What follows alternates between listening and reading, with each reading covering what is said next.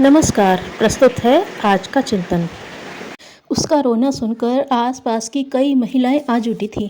यों रोने की हिचकियां अब सिसकियों में बदलने लगी थीं, किंतु हाथ पैरों और पीठ पर पड़े नीले निशान यह बताने के लिए काफ़ी थे कि उसे अभी भी कष्ट है। पास खड़ी महिलाओं में एक यह भी थी, रंग रूप से विदेशी पर बोली व्यवहार से दृष्टि से पूरी तरह भारतीय।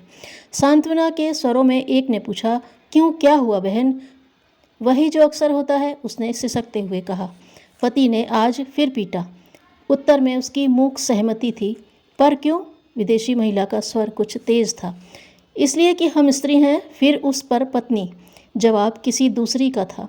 बोलने वाली के वाक्य में मानो उन सभी की पीड़ा झलक रही थी। अरे, तो स्त्री होना क्या कोई अपराध है? पत्नी क्या कोई पालतू पशु है कि जब चाहे उसकी पीठ को प्रेम से सहलाया जाए और जब मन हो डंडे बैतों से मार मार कर खाल उधेड़ दी जाए?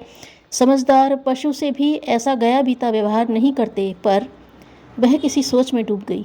कौसानी के इस पहाड़ी जंगल में आए उसे लगभग 1 माह हुआ। इन दिनों उसने एक काम किया था, ग्रामीण अंचल में महिलाओं की स्थिति का अध्ययन। निष्कर्ष यही था कि नारी पति की दृष्टि में कामुकता की आग बुझाने का साधन है। चाहे अनचाहे उसे संतानों का भारी बोझ ढोने पर विवश होना पड़ता है। ससुराल के समूचे परिवार की दृष्टि में वह सिर्फ एक दासी भर है।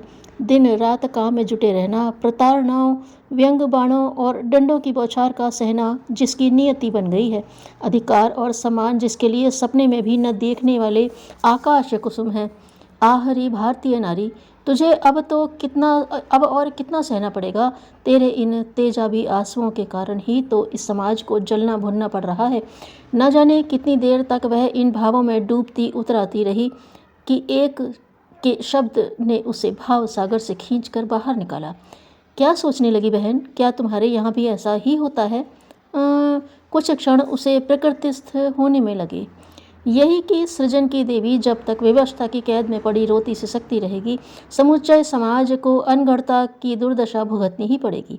ग्रामीण महिलाओं ने उसके इस कथन को यत्किंचित समझकर खिसकना सरकना शुरू कर दिया। वह भी उसके आंसुओं को पोंछकर सांत्वना देकर अपने निवास की ओर चली आई। किंतु सारी रात नींद कहाँ? वह बिस्तर पर लेटी थी और नींद मकान के बाहर खड़ी थी। वृद्धा आश्रम में गांधी जी द्वारा कहे गए शब्द उसके कानों में गूंज रहे थे, जो उन्होंने चलते समय उससे कहे थे। कैथरीन, यों शताब्दियों से भारतीयों ने हिमालय को अपनी साधना स्थली के रूप में चुना है। कितने स्त्री पुरुषों ने इसके आश्रम में अपना आत्मकल्याण किया होगा, यह गणना करना कठिन है। पर श्वेत शरीर वाले इस चिर तपस्वी की व्यथा जिन्होंने समझी वे बिरले हैं। तू भी आत्म साधना के लिए जा रही है क्या? पर क्या अपने इस आश्रयदाता की व्यथा समझेगी? तो बापू, क्या हिमालय को भी कोई पीड़ा है? उसने पूछा था। हाँ बेटी, बहुत गहरी। उसके आंसुओं से नदियाँ भर गईं। ठेठ गंगा सागर तक उसका अश्रुजल प्रवाहित होता है। तू पहचानना उसका दर्द, उसके आंचल की छाया में रहने वाले निवासियों का जीवन देखना। विशेषतया नारी के चिथड़े चिथड़े हुए जा रहे अंतराल को गहराई से परखना। उसके लिए जो कुछ अधिकतम बन सके करना, यही तेरी आत्म साधना बन जाएगी। सर्वहित में काम करने वाले आत्महित किए बिना नहीं रहते। आज की घटना से उसने गांधी जी के कथन के मर्म को जाना था। हिमालय की पीड़ा को अनुभव किया था। पर पीड़ा निवारक समाधान क्या किया जाए नारी कल्याण के लिए? लगातार के चिंतन से एक ही बात दिमाग में आई, यदि किसी तरह उसका गौरव जगाया जा सके, आत्मबोध कराया जा सके, पर किस तरह? मन के किसी कोने से प्रश्न उभरा। उपाय है शिक्षा और स्वावलंबन। चिंतनशील मस्तिष्क ने समाधान दिया, यही सार्वभौमिक भी है। परिस्थिति विशेष के अनुरूप इसमें थोड़ी फेरबदल भले ही करनी पड़े। और आ पहुंची 5 दिसंबर 1946 की वह शुभ घड़ी, जब उसने कस्तूरबा महिला उत्थान मंडल के सहयोग से लक्ष्मी आश्रम की स्थापना कर नारी जीवन को संवारना शुरू किया। इस आश्रम के द्वारा उसने 2 कार्य शुरू किए। पहला, विवाह की गुलामी से अछूती बालिकाओं को शिक्षा देकर उन्हें इस लायक बनाना, उन संस्कारों से अनुप्राणित करना जिससे बाद में विवाह उनके लिए गुलाम न बने। दूसरा, विवाहित महिलाओं को, अविवाहित लड़कियों को स्वावलंबन मंत्र से दीक्षित करना। इस हेतु वहाँ मैदानी इलाके जैसे अवसर तो न थे, पर वन संपदा प्रचुर थी। अतः वनों पर आधारित कुटीर उद्योगों को विकसित कर इस समस्या का हल किया गया। वन संपदा का बढ़ता दोहन कहीं इसे समाप्त न कर दे, इस हेतु वृक्ष का रोपण जारी रखा। उन्होंने पहाड़ निवासियों में इस बात के प्रति जागरूकता पैदा की कि वन ही जीवन है, उनका सदैव हरा भरा रहना आवश्यक है। कार्य में अवरोध प्रतिरोध तो आते ही हैं, किंतु हृदय में कसक, इससे उपजी शरीर व मन की सक्रियता इन्हें टिकने नहीं देती। इन दिनों यद्यपि लड़कियों को शिक्षा देने दिलाने का प्रचलन नहीं था, किंतु वहाँ का जन सामान्य उनकी प्रामाणिकता परख चुका था।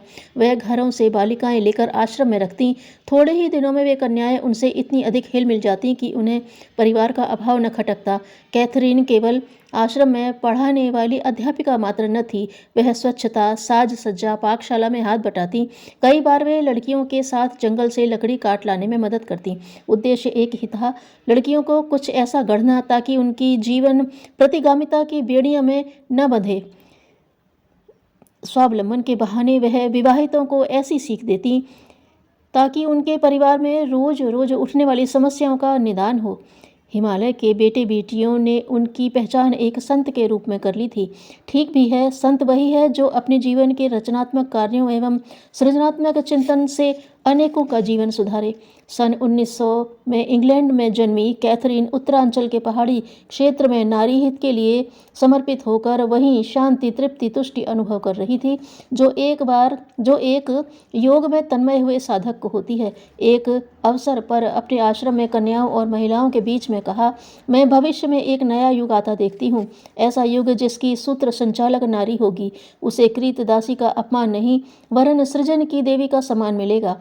वर्तमान सदी के अंत तक उसकी हल्की झलक देखी जा सकेगी। अगली सदी में सभी उसे प्रत्यक्ष होता देखेंगे। इस कथन के थोड़े ही समय बाद वह चिर निद्रा में निमग्न हो गई। कैथरीन हेलीमैन की भविष्य दृष्टि अगले दिनों सच होने को है। अच्छा यही है कि हम भी इस भगवत विधान को स्वीकार कर नारी की गरिमा के उन्नायक बने। जो कुछ अपने आप करने जा रहे हैं उसके बारे में कुछ कहिए नहीं, अपितु कीजिए। धन्यवाद।